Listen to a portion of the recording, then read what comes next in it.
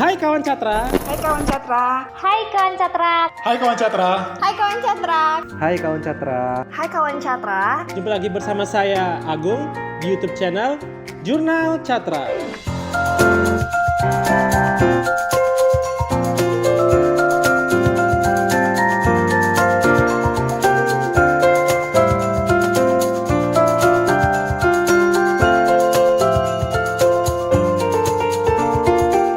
Nah, seperti yang kita ketahui sebelumnya bahwa bentar lagi nih kita akan menyambut SPT tahunan. Hari ini saya bersama tim akan membagikan kepada kalian semua mengenai Hal-hal yang harus disiapkan untuk menyambut SPT tahunan. dan di kesempatan ini juga saya dan tim akan membagikan pengalaman kami di SPT tahunan sebelum-sebelumnya. Nah, penasaran kan seperti apa? Yuk kita ikutin video ini. Nah, kali ini aku dan tim Catra lainnya akan berbagi cerita sedikit tentang apa-apa saja sih yang perlu disiapkan untuk menyambut SPT tahunan 2021 ini. Nah, bagi semua wajib pajak, baik berupa perusahaan maupun orang pribadi, kalau sudah masuk di bulan-bulan ini, awal tahun, pasti tahu apa kewajibannya mereka. Apalagi kalau bukan melaporkan SPT tahunan orang pribadi ataupun SPT tahunan badan. Dan yang pertama, untuk SPT tahunan wajib pajak orang pribadi, Kalian bisa dibagi menjadi 3. Yang pertama, orang pribadi dengan jenis SPT 1770. Yang kedua, orang pribadi dengan jenis SPT 1770S. Dan yang terakhir, orang pribadi dengan jenis SPT tahunan 1770SS. Nah, buat kalian yang 1770S dan 1770SS, yang perlu kalian persiapkan adalah yang pertama, form A1 ataupun form A2. Yang kedua, daftar harta dan daftar kewajiban. Dan yang ketiga, jangan lupa untuk mempersiapkan NPWP dan password DJP online kalian.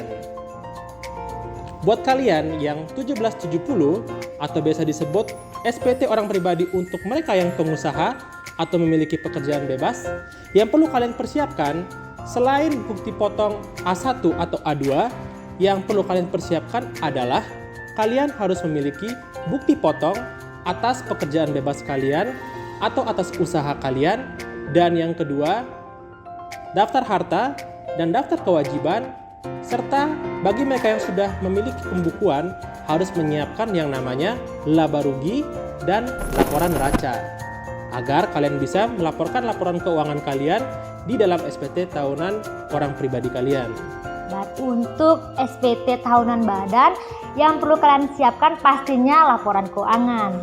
Bisa berupa laporan keuangan intern atau laporan keuangan audit bagi perusahaan-perusahaan yang sudah diaudit oleh akuntan publik di Indonesia. Nah, untuk laporan keuangannya, kalian itu harus sesuai dengan standar akuntansi keuangan. Dimana itu, kalian juga dari pengalaman aku nih ya, banyak sekali dimana laporan keuangan itu ada selisih. Pastikan laporan keuangan kalian itu tidak ada selisih ya guys. Karena mencari selisih itu sangat susah. Sangat susah. Itu dari aku.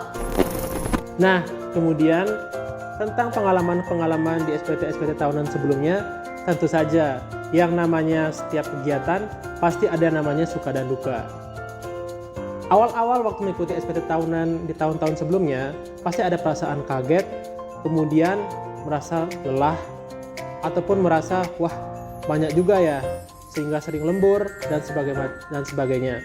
Tapi seiring perjalanan waktu, akhirnya menjadi hal yang biasa untuk dilakukan setiap tahunnya. Meskipun banyak pekerjaan, tapi tetap happy dan tetap menjalankan dengan penuh semangat. Jadi buat semua orang yang bekerja di kantor konsultan pajak pasti sudah tahu yang namanya periode Januari sampai April merupakan periode hektik di kantor konsultan pajak. Nah, mengenai apa yang didapat dari periode hektik ini banyak hal banget, nggak hanya soal yang namanya kemampuan perpajakan, tapi juga banyak hal yang dipelajari berupa kemampuan yang sifatnya soft skill. dari periode hektik ini tidak hanya kemampuan perpajakan yang didapat, tapi juga banyak hal yang bersifat soft skill yang dapat dipelajari. Salah satunya adalah kemampuan kita untuk mengerjakan tugas secara bersamaan dan manage waktu. Jadi, mana yang merupakan pekerjaan prioritas yang didahulukan dan mana yang bisa ditunda di belakangan atau di waktu-waktu berikutnya. Nah, di situ kita bisa belajar untuk memanage waktu agar waktu kita dapat digunakan dengan semaksimal mungkin untuk mengerjakan seluruh tugas dan kewajiban yang ada atau yang diberikan kepada kita. Nah, juga di dalam periode ini kita juga belajar mengenai apa arti dari teamwork. Artinya, seluruh tim yang ada di Catra belajar untuk bersatu padu dan bekerja sama untuk menyelesaikan seluruh pekerjaan yang ada di kantor ini. Jadi tidak hanya satu orang mengerjakan tugas-tugasnya sendiri, tapi dia juga punya kesempatan untuk sharing dan saling membantu satu sama lain agar kerjaan bisa segera selesai, dan ini merupakan pekerjaan tim, bukan pekerjaan individu atau masing-masing.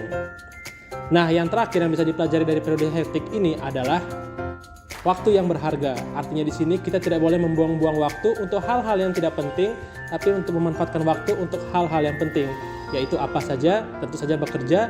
Dan yang kedua, bisa mungkin kita di hari Minggu yang biasanya kita tidur atau jalan-jalan, kita bisa gunakan untuk berolahraga agar teman-teman dan seluruh kawan Catra tetap sehat menghadapi periode hektik ini. Dan ada satu lagi nih yang paling menyenangkan di periode hektik ini. Setelah selesai SPT tahunan, biasanya kita akan dapat bonus dari kantor. Ya, kira-kira itu sih pengalaman yang bisa aku bagi mengenai periode hektik yang namanya periode SPT tahunan. Periode yang sangat-sangat hektik dan menakutkan bagi orang luar. Kalau untuk kita, biasa aja dong. Nah, buat seluruh kawan Catra, jangan lupa Jangan lupa Nah, jangan lupa ya untuk lapor SPT tahunannya. karena jika telat melaporkannya maka akan mendapatkan sanksi administrasi berupa sanksi denda ataupun sanksi bunga. jangan sampai terlambat ya. Oke kawan Catra, jadi itu saja yang bisa kita bagi hari ini mengenai apa itu SPT tahunan dan sharing-sharing pengalaman kita di SPT tahunan sebelumnya. Buat seluruh kawan Catra yang memiliki pertanyaan mengenai SPT tahunan, dapat menyampaikan di kolom komentar atau bisa menghubungi langsung Catra Lintang Konsultama. Sampai jumpa di video berikutnya. Salam maju untuk kita semua.